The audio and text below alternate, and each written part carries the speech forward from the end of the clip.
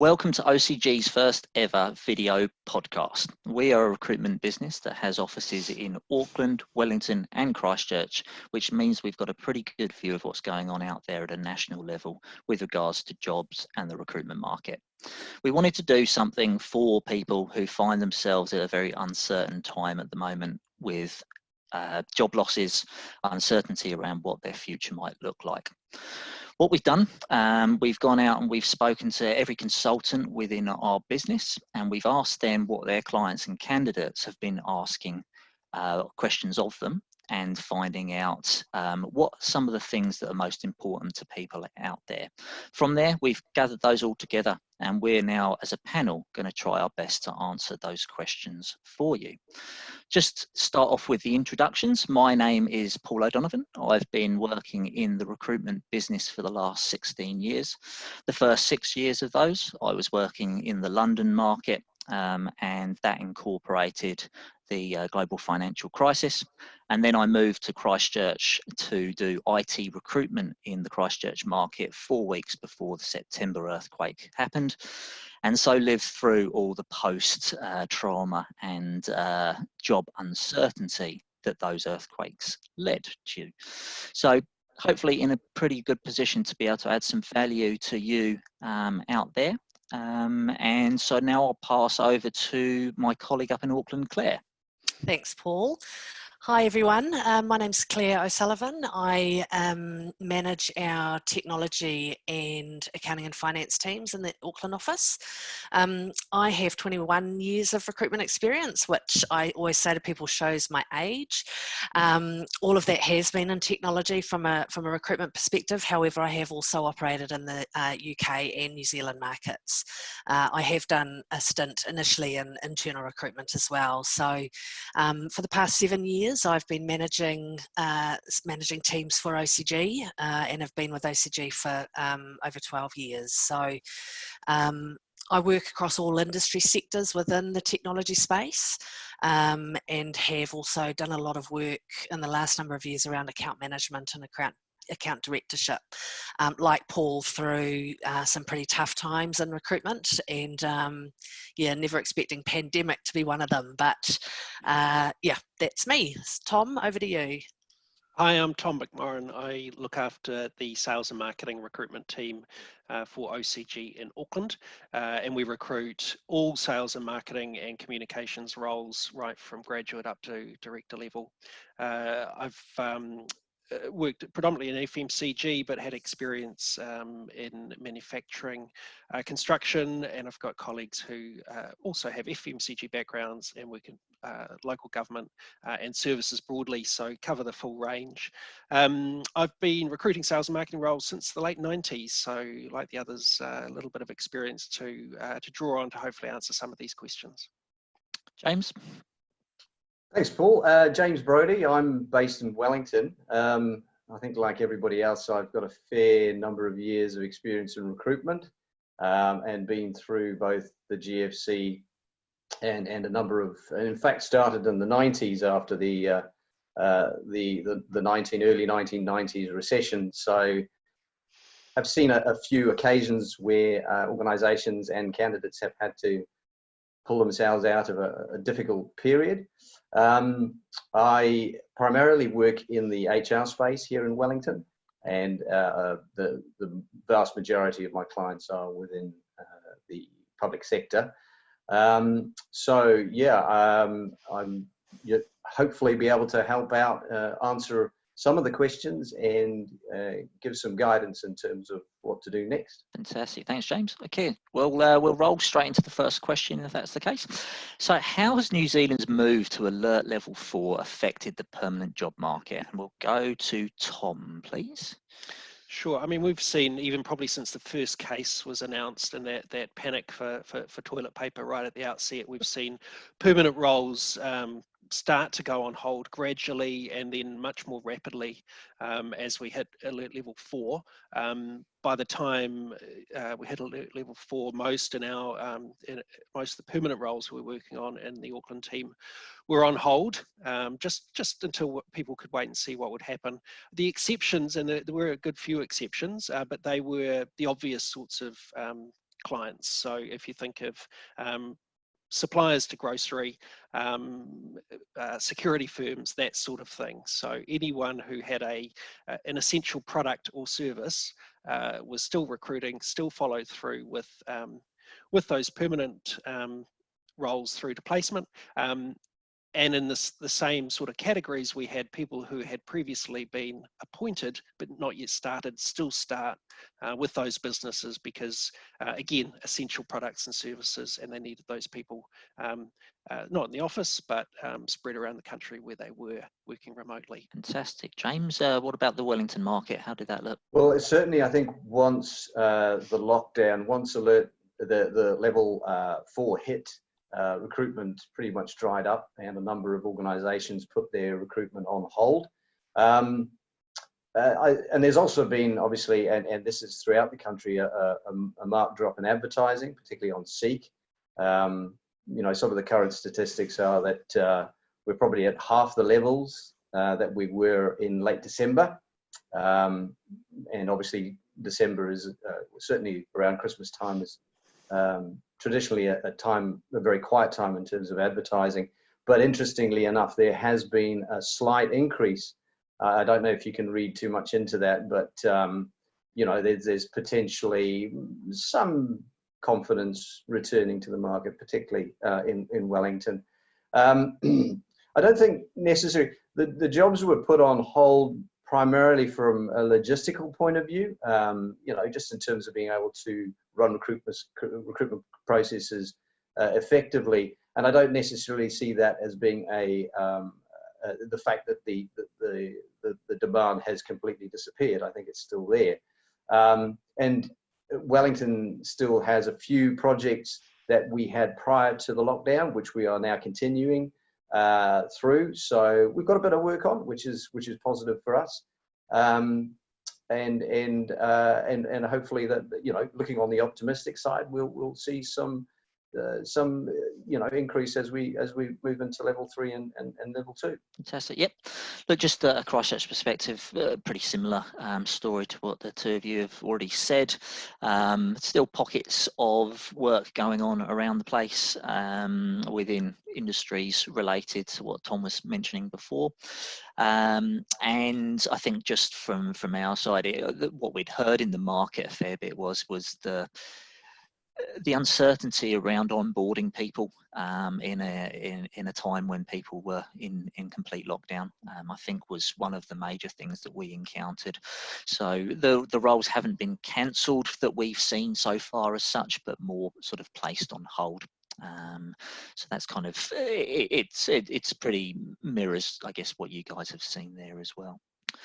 Anything to add from your side, Claire, at all? Anything different from your world? No, I think Tom made a good point though about the fact that we saw a little bit of that happening prior to Alert 4. With everything going on globally, New Zealand was taking a lead from that, and obviously we've got a number of companies who are owned internationally, and so you start to see a little bit of a slowdown in processes while people were sort of seeing what was going on overseas. But yeah, very much a slowdown in the perm space. But I do think companies are trying to just ascertain what is going to happen in the sort of 3 to 6 week window, and we may see some changes with permanent going into Alert 3, like you said, Paul. Fantastic, excellent. So next question, same question as far as how did New Zealand moving into Alert Level 4 affect the contract market? So Claire, I'll go to you first if I can. Yeah, no problem. Look, I think there were a couple of things that we saw straight away. One was that those contractors who were already in a contract or on assignment as such have maintained themselves through Alert 4, predominantly those who are working, like Tom said, in the perm space in the essential services market. We did see an initial rush of clients giving notice to contractors, but what I found in Auckland across our various teams that have contractors out there, a lot of that was companies that were owned by the USA.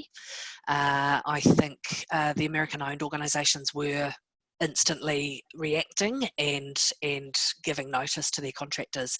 Those that were Australian owned or New Zealand owned have tended to hold fire on the contractors that they've got currently. Those contractors that were not engaged in a contract and were looking and interviewing, a good chunk of that, probably 80% to 90% of that recruitment process instantly went on hold for Alert 4. And I use the words on hold deliberately. I think there's still a little bit of a wait and see with some of those organisations. What I think as Alert 4 has progressed that we've started to see is those organisations that have large contingent workers that are within essential services are absolutely looking at cost to the business of those, particularly those that have, utilising taxpayer money. We are starting to see those organisations looking at their contingent workforce and ascertaining whether they are required going forward. And a lot of organisations are watching their spend. I think the only other piece I'd probably add is that, I think as Alert 4 has progressed, those that aren't working in the contract space are probably ascertaining whether they might look at permanent work. But I don't think we've seen that eventuate just yet in Alert 4. Yeah. Fantastic. Yeah, I'd say from a Christchurch perspective, we mirror a fair bit of that as well. Our contractor numbers have held fairly firm. A lot of the contractors that we have in the market are ones that can quite easily work from home, so they've maintained those. I suppose the changes have been, some have taken on some reduced hours, so gone down to maybe 80%, 50%, whatever that might be, whilst in level 4 to help. And they might be with organisations that have been quite heavily affected, retail organisations, for instance, that are not in the supermarket world. So we saw a little bit of that. Contractors whose contracts were coming up for an end have ended, whereas maybe if we weren't in the situation we are in, they may well have extended. But I think what we have seen is that the nature of the contractor market being that they're often brought in to do a very specific project and piece of work. Those business priorities haven't changed, those project priorities haven't changed, and so if you have got the technology available to you, these are high-level contractors that are able to work and be trusted to work fully at full capability. And actually, a lot of the feedback at a very anecdotal level from the contractors that I have working through us, OCG, have been actually they've quite enjoyed working from home. They're much more productive. They're able to get a lot more done and actually churning through much more work. There, at a wider level, we did see a bit of an increase in certain temp type roles, with government organisations trying to scale up and be ready for the influx of people that were going to need extra support during this crisis. So generally, as a rule, we've held pretty firm, and just now in the last week or so, started to see a few more organisations now looking for people, and so personally I've had a couple of calls this week from clients looking to hire people, so already starting to feel a bit of a return on that side of things. So yeah, James, any comments on the Wellington contracting market in relation to that at all? No, I think it's very, very similar to both Auckland and Christchurch in the sense, so the contractors that we would have would be quite similar to yours, Paul, in the sense that they are working on projects and they're relatively self-sustainable. But even within the business support area, and that's predominantly temps, that's held up pretty well as well. So I think just mirroring what you said, Claire, about the, people are going to start to look at costs and that's potentially going to have an impact. But I think over the last 4 weeks, we've not seen a huge drop off in contractor numbers. And so that could potentially hold up, for a short while, I don't know, before the actual effects in terms of the economic effects of the the lockdown become realised. So yeah, I mean, at the moment it's all good, but I guess watch this space, Paul. Fantastic. Excellent. Next question's people are asking a lot about salaries and rates. And so the question is, have we seen any reduction in people's salary or rate expectations since we've moved into lockdown? I might go to you, James, first on this if I can. Well, I think first off, there's been some, to a degree, well publicised cuts in salary, people taking 10 or 20% reductions in their salaries. And I know that a number of organisations are looking at cutting back on hours. That's probably more within the commercial area as opposed to necessarily within the public sector. But in terms of cutting rates, I think it's probably quite natural to consider cutting your rate or dropping your salary expectations if you are, for example, jobless. And I was just chatting to somebody yesterday who was in that sort of position. He'd lost his job just after lockdown, and he was talking to his wife and saying, you know, he was going to look at jobs that weren't potentially paying as highly as he was used to. As long as he could pay the mortgage and look after the household, he'd be fine. But not everybody is in that position. Not everybody's as fortunate as that. And I think there's always going to be a high demand for good skills, and they'll always continue to be paid well. I think you need to be quite careful around this because there is an income gap. There's between the high earners and the low earners, and I think employers need to act responsibly around this. They need to be aware that although they can potentially cut rates, they need to be quite cognizant of the fact that you wouldn't simply do it because you could.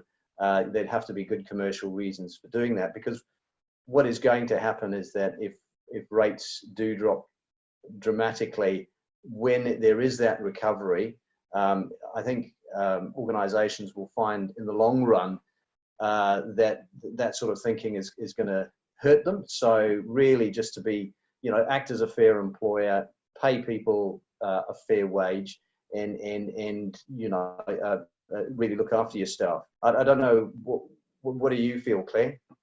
Look, you make a really valid point there about the ethical behaviour that sits behind organisations' decisions. We actually had it in week 2 of lockdown, where an organisation reached out, and they're an essential service, and the rate for the skill set that they required was really quite a bit below market rate. Now, bear in mind, this is an organisation that receives funding, and so has a responsibility to the government and taxpayers. But the rate that they were offering was lower than what typically would have gone before. So, look, we managed to find candidates because of that, the negotiability that the candidates have. But yeah, I would hope that we don't see that in the long term. And I think it's our responsibility in recruitment to push back, with clients and have those harder conversations when those times do come up. My other point would be that I think what we are seeing in Auckland is that people are negotiable with the roles that they will look at, and also the rates that they will look to be paid. And like you said, James, particularly those that are out of work at the moment. In technology, I would say that they get paid well, and so there's maybe a little bit less concern, but like you also said, James, I think as we get further into this, the next 3 months, 6 months, I think there's responsibility for candidates and clients to just look at that fairness. Yeah.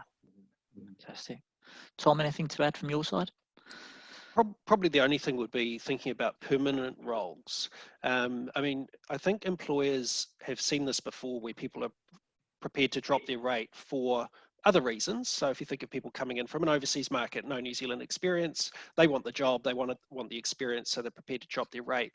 Employers are a little bit skeptical of that, because they think, well, if they get once they've got the experience, then they're going to go on to a level that matches their experience. And I think employers will probably have the same view now, that yes, just because you are kind of keen to get a job really quickly, doesn't mean that you should really lock yourself into a permanent role that is beneath you.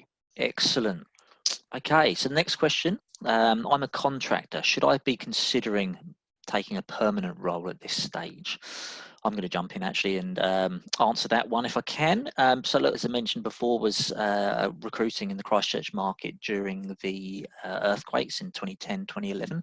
And actually what we saw coming out of that, once people were back in the city, once people back in a new office, should I say, once the life returned to a bit more normality, we actually saw quite an increase in need for contractors across the board.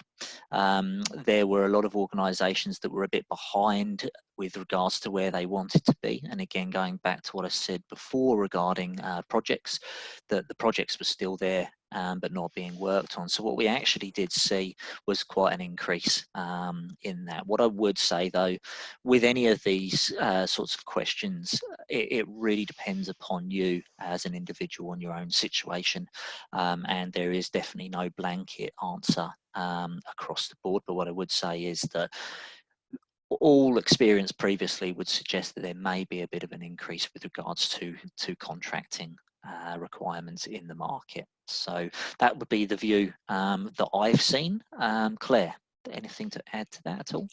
I think one thing I have seen with those that are currently in contracts at the moment is the companies, one or two organisations have been trying to push some of their contractors into permanent work, and I have seen that on one occasion where a contractor has accepted that permanent offer.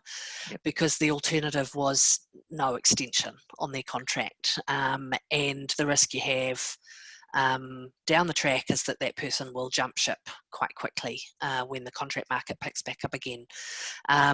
I think it's a very considered move. You'd have to think about it really, really well if you were thinking of making that move, because people set themselves up as contractors, and yeah, they will go back to that as a preference, and particularly in the technology and accounting and finance space, I think, where the rates are quite a bit higher than other areas. So yeah. Yep, fantastic. Tom?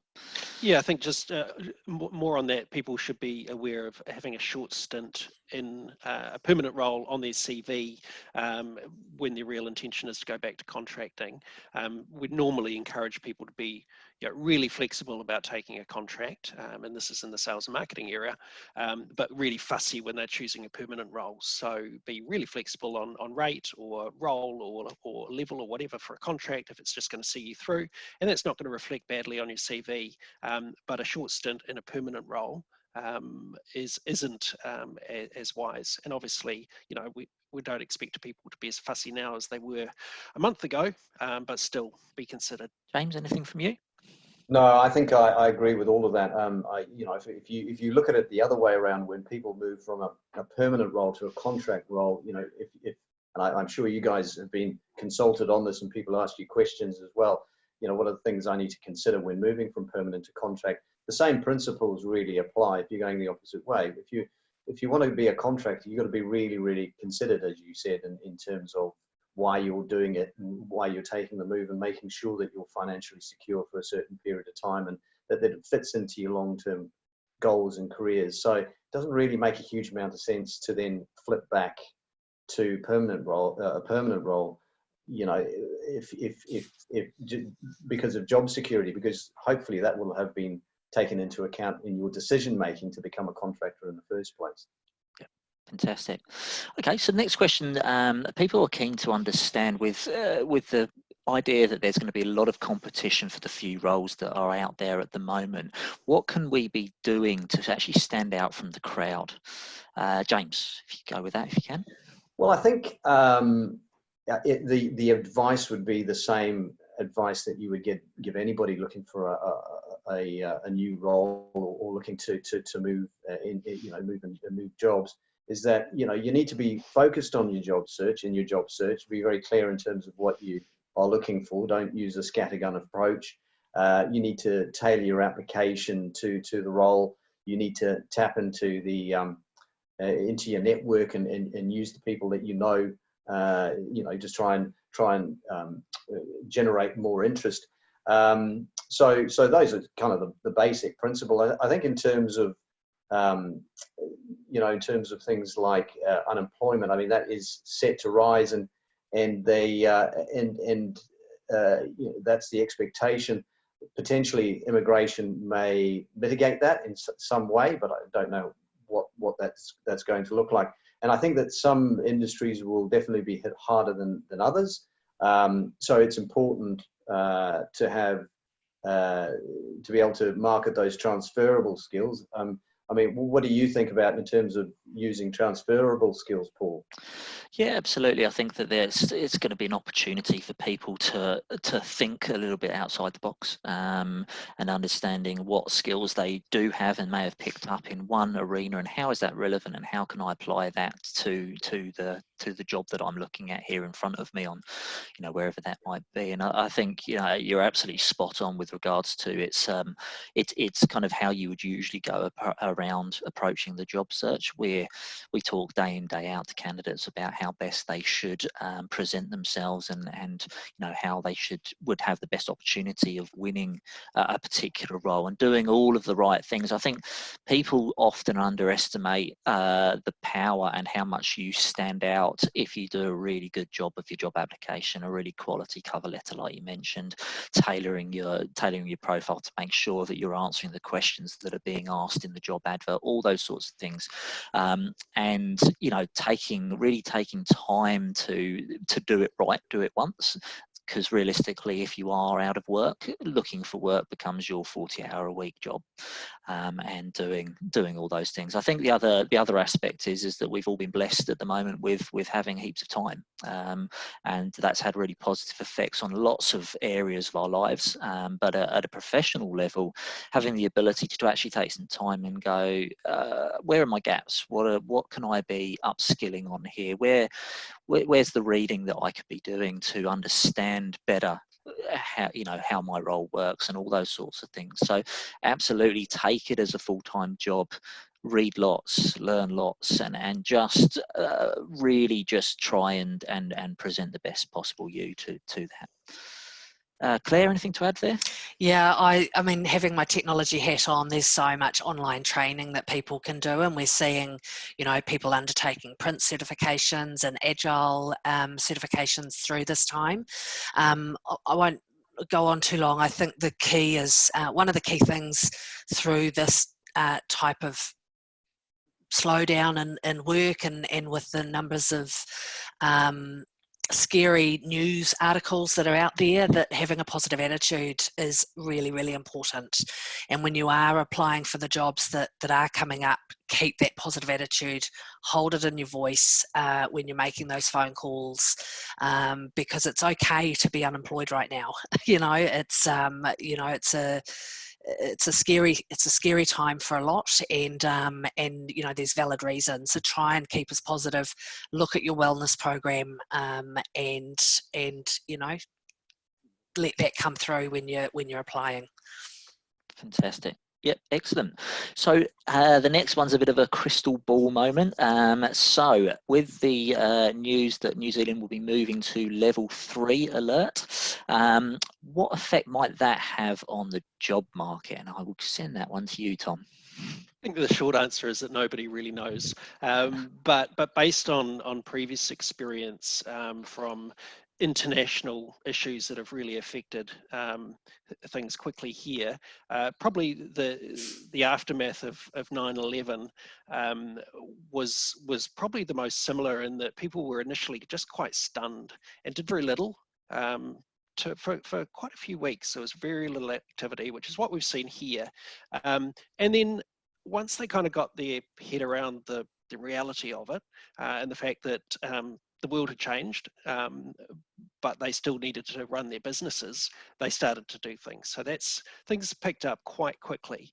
And we probably assumed that, given that the economy wasn't fundamentally broken, perhaps like it was in the GFC, that there's no reason why businesses who have made it this far shouldn't be able to pick up things pretty quickly and get moving. And I suppose the other part of it is that if we think about the GFC, leading into that, the businesses were booming and teams were full, and people had the luxury of hiring people. In fact, there was a candidate shortage. You couldn't hire as many candidates as you wanted. That hasn't been the reality in the build-up to this situation. So companies have been really lean. A lot of people have still been trying to do every year more and more with less and less. And given how lean those companies are, it's going to be impossible for them to rebuild and get themselves back up on their feet if they don't start to hire people again. So I think we can be reasonably optimistic. Fantastic. Anything from James or Claire at all on that one? We'll play devil's advocate a little bit. Yeah, I mean, I think there still will be concern globally as to how long this could go on. But in our bubble of New Zealand, I completely agree with you, Tom, that, those organisations that are here are lean. They will be keeping a watching brief on the global side of things, though, I think. And so, yeah, maybe for the coming weeks of Alert 3, it may be a little bit more like it is currently, but hopefully in time that will get heaps better. Fantastic. So just wanted to gain our last comments really from each of us on this, and the context of that would be when life does return to some form of normality, when we're down to level 1, level 2, whatever that might look like at the time. What changes do you think businesses might actually do to the way that they operate, and how might this manifest itself into the job market? I'm actually going to take that one myself. So going back again to post-earthquake Christchurch, I think that was a really good example of another period of time where everybody was at home. Lots of people didn't have power, people had broken homes, kids weren't at school, you had home life and you had work life, and so I think there are certain similarities between the situations, and what it meant, I feel, at a Christchurch level, was it fundamentally changed the way people looked at doing work. We were some of the first people to have remote access, for instance, and access to things like Citrix back in 2010, 2011, which was, fairly early adopters of that sort of technology. And we were ahead of the rest of the country because of necessity of needing to sort of work from home. I kind of think that meant that employers started thinking a little bit differently around what's the makeup of our workforce.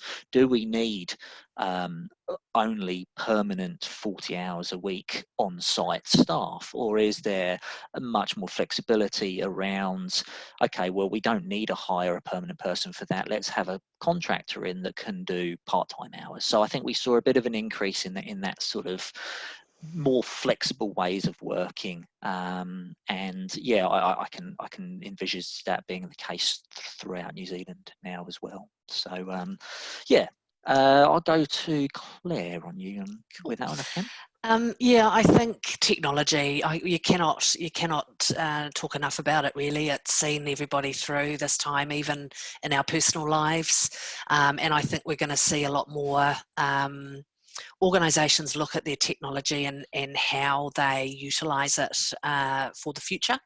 We're already seeing GPs doing online assessments and screening on the telephone. Is that going to continue? Will they use technology to, and as a result, there'll be less face-to-face meetings in some of our corporate clients. Online interviews, video conferencing, all of those sorts of things. I think we're going to start to see a lot more of that. Yeah, I think we're going to see organisations utilising technology a lot more. Fantastic. Tom? Yeah, for me, I think it's what we've already noticed in terms of the kind of Kiwi get in and get stuff done attitude. So, you know, things that might have previously taken a month of planning or a huge number of meetings were effectively decided in a couple of days to get businesses up and running, either remotely for the majority, or for those minority of businesses still running, get new and quite complex systems in place to ensure the safety of their people. So I think that that can-do attitude is really going to be helpful for us. But I think if we could see that you could get stuff done without all of the red tape, then we should continue to do that. And again, to the point about meetings, I mean, if I think of the number of people I know flying to Australia for meetings, they won't be able to do that for quite some time. They'll get used to not doing that, and so why would they start doing that again, in terms of the cost of the environment, the cost of the business, and just the time and stress it causes people. So I can see that you know, we're going to get used to a new normal, and we will definitely be doing things differently and a lot of ways better. Fantastic. James? Following on from Tom's point about the new normal, I think that you have to question what normality is, you know, and whether you want to actually return to that, because, you know, there's a wonderful opportunity here to leave that behind and to really fundamentally change the way we do things. If you look at the Chandler McLeod Group in Wellington, they were moving away from face-to-face interviews well before lockdown, on the basis that it was just a more efficient way of interviewing people. You know, as technology progresses, and I think that's what's going to happen, is that people are going to work out that having the video capability is going to be really essential from a recruitment point of view. People are going to start to adapt to it and invest in it more. And I think that's the important thing, that organizations need to start investing in proper video technology, and you know, and that's not just from a financial point of view, but in terms of how they use it, and in some ways, you know, it's using these opportunities as you described, Paul, in Christchurch, to really move things forward. But the important thing is to have that momentum and to continue to do that, and not to move backwards. Seize the opportunity while you have it, and really make fundamental changes to your business. Fantastic. Really positive note to finish on there, James.